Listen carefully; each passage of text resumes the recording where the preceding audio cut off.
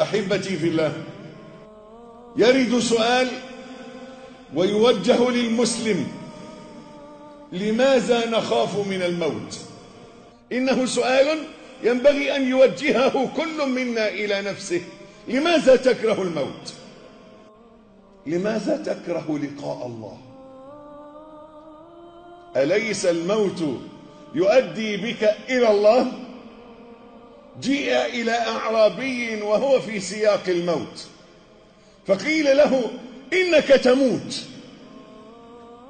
قال: إلى أين يذهب بي؟ قيل: إلى الله. فضحك وقال: بخ بخ. قيل: ما يحملك على قول بخ بخ؟ إنك تموت. قال: وما لي لا أفرح وأنا أقبل على من لم أرى الخير إلا منه. إن الذين لا يرجون لقاءنا ورضوا بالحياة الدنيا واطمأنوا بها. رضوا، رضي بسيارته وعمارته،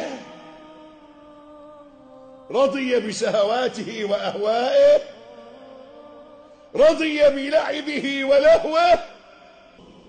هذا المسكين الذي أرضته شهوات خائبة، هذا المسكين الذي أرضته شهوات متعبة، ولم يعلم أن الدنيا قلب،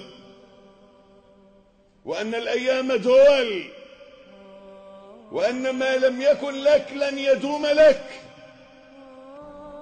إن موسى عليه السلام لما أتاه ملك الموت فضربه، فعاد ملك الموت، فأوحى الله إلى موسى: يا موسى، ضع يدك على جلد ثور ولك بكل شعرة أصابتها يدك سنة. قال: ثم ماذا؟ قال: الموت. قال: فالآن الموت قادم، ولكنك في غفلة. ستموت، والله لتموتن،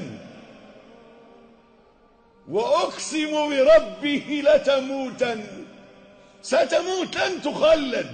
إن لم تمت اليوم ستموت غدا، وإن لم يكن غدا فبعدها، وكل غد لناظره قريب. ستموت حتما، وستدخل القبر ويغلق عليك وتحاسب وتلقى الله رغم أنفك. السبب الثاني: المعاصي والذنوب. إذا كنت قد أوحشتك الذنوب فتخل عنها وتعال واستأنسي. تب. لماذا تؤخر التوبة؟ لماذا تسوف بالتوبة؟ لماذا تترك التوبة؟ لماذا تصر على المعاصي؟ تب، تب قبل أن تموت، فإن الله يقبل التوبة من عبده ما لم يغرغر، ما لم تبلغ الروح الحلقوم. إخوتي، فما الأسباب التي تجعلنا نحب الموت ولا نخافه ولا نهابه، بل ونشتاق إليه؟ أول سبب: حب الله. فإن الذي يحب الله يشتاق إلى أن يراه. وقال رسول الله صلى الله عليه وسلم: إنكم لن تروا ربكم حتى تموتوا. اللهم ارزقنا حسن الخاتمة. الشوق للقاء الله، هذا هو الذي يحبب إليك الموت. لما أتى معاذ بن جبل الموت قال: يا بني لغلامه: انظر هل أصبحنا؟ فقال له: لا بعد.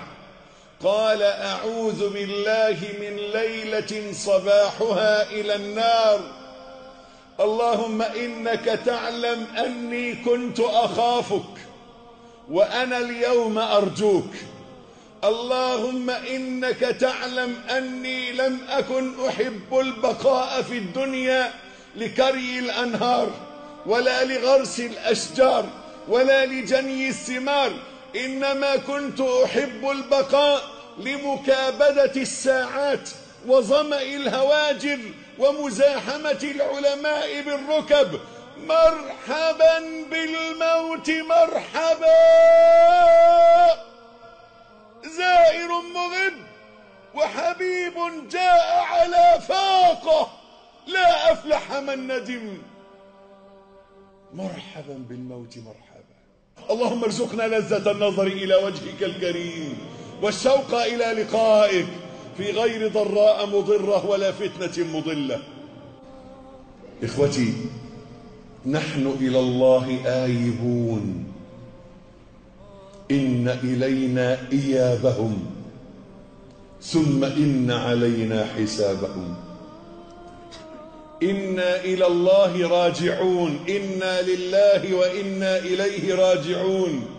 يومئذ يصدر الناس أشتاتا، الصدور الرجوع، كأنك في هذه الدنيا في رحلة سفر ثم أنت إلى الله راجع. فبما ستلقى الله؟ أليس المسافر دائما يتساءل أدخل على أولادي بإيه؟ أرجع لبلدي بإيه؟ فكذلك حين ترجع إلى الله عند الموت بما سترجع؟ ماذا أعددت للقاء الله؟ فلتكن هذه هي الفائدة من هذه الخطبة، صدق التأهب للقاء الله. استعد وتجهز واحمل ما تسعد به في آخرتك. من الآن فاعمل لأنك ستموت.